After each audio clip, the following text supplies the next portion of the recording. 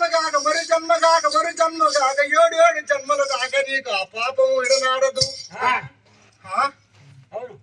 అయితే ఎట్లా రా మంత్రి అన్నాడు. వాడు చచ్చిపోవాలి అంతే కదా. నీ చేతికుండా ఆ పాపం నువ్వు ఉడిగట్టుకోబా. ఆ బిడ్డలు మాకు ఒప్పించండి, మేము తీసుకొని మీ అడవులో చంపేస్తాం. నీకు ఆ పాపం లేకుండా పోతుంది. బిడ్డలు తీసుకొని మీ అరణ్యంలో గొంతు కోసేసి వాళ్ళ కనుగుడ్లో నెత్తులు తీసుకొచ్చి నీకు ఆనమాలుగా చూపిస్తాం. నీ చేతితో చంపబా. ఆ పాపం నువ్వు ఉడిగట్టుకోబా. ఆ బిడ్డలు కీడు ఈ రాజ్యం అనుకుంటాను. వద్దండి అన్నాడు మంత్రి బ్రహ్మ. అన్ని విషయాలు ఏంటానే ముందు బొట్లో కూర్చొని మహాతల్లి మంత్రి బ్రహ్మయ్య, నా బిడ్డలు అరణ్యానికి తీసుకొని వెళ్తేవే గాని అడవిలో ఎట్ట జరుగుతాదో నా కళ్ళ నేను చూడలేనయ్యా.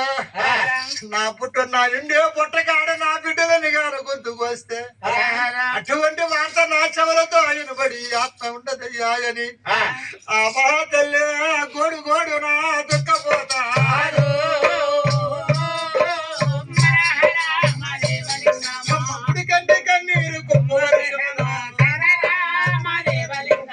ఎడమ కంటే నీరు ఎరులైంది.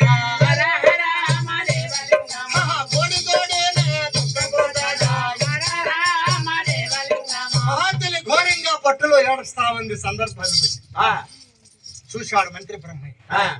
కూరసేన తీసుకుని వెళతాం పిల్లల్ని అడవిలో తీసుకుని పోయి చంపేసి ఆ కనుగుడ్లో నెత్తులు తీసుకొచ్చి